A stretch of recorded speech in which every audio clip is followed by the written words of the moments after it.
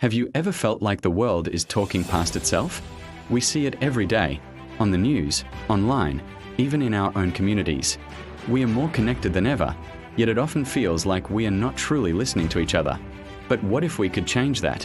What if we could build bridges of understanding across cultures, borders, and beliefs?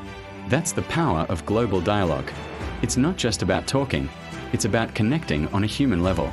It's the simple, yet profound, idea that by sharing our stories and truly hearing others, we can start to solve the biggest challenges facing our world. In our interconnected age, this isn't just a nice idea, it's an absolute necessity. Stick around, because today we're diving deep into what global dialogue really means and how you can be a part of it. At its heart, global dialogue is built on a few core principles, skills that we can all learn and practice. The first is active listening. This isn't just waiting for your turn to speak. It's about giving someone your full attention, absorbing their words, and understanding their message from their perspective. Imagine you're not just hearing sounds, but trying to see the world through their eyes. It's about catching the nuances, the emotions behind the words, and showing that you're genuinely engaged. When we listen actively, we validate the other person's experience and create a space of trust. Next comes empathy. Empathy is the ability to feel with someone, not just for them. It's our capacity to step into another person's shoes and understand their feelings and perspectives. It doesn't mean you have to agree with them, but it does mean you respect their reality. Empathy is what transforms a debate into a dialogue. It dissolves defensiveness and opens the door to genuine connection. When we approach conversations with empathy, we are saying, "I see you, I hear you, and your experience matters." It's the emotional glue that holds a meaningful conversation together. Finally, there's open-mindedness. This is the willingness to consider new ideas and perspectives, even if they challenge our own long-held beliefs. It's about approaching a conversation with curiosity instead of judgment. An open mind doesn't mean you have to abandon your values. It simply means you reopen to the possibility that you do and have all the answers and that others might have something valuable to teach you. It's about embracing intellectual humility.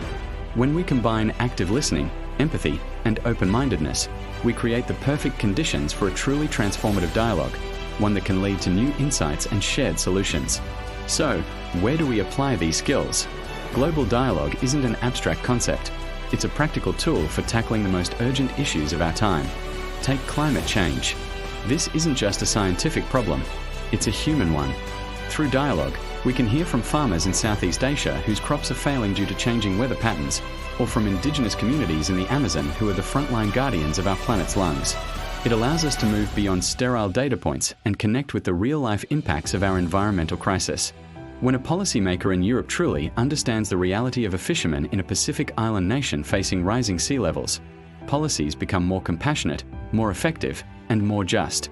Dialogue helps us build a collective will to act, bridging the gap between nations, economies, and generations to protect our shared home.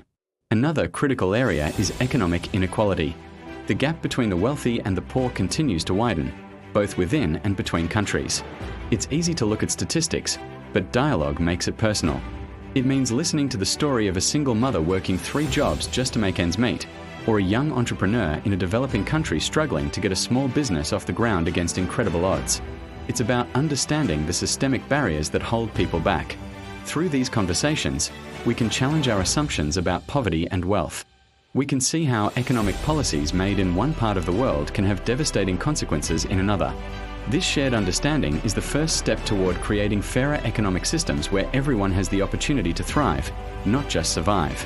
And perhaps most importantly, there's peace building. In a world rife with conflict, dialogue is often the only path to lasting peace. It's about bringing together communities torn apart by war or historical grievances. Think of reconciliation commissions where victims and perpetrators share their stories, not for revenge, but for healing and understanding. Dialogue allows us to see the humanity in our perceived enemies. It helps us understand the roots of conflict, the fear, the pain, the injustice that fuels violence.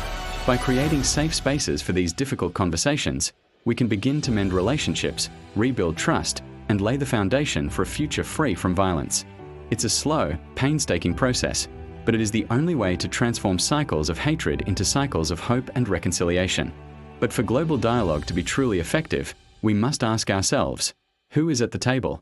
For too long, The most prominent voices in global conversations have come from a select few. That's why a crucial part of this work is amplifying underrepresented voices. We need to actively listen to thinkers, activists, and community leaders from the Global South, from indigenous communities, and from marginalized groups everywhere.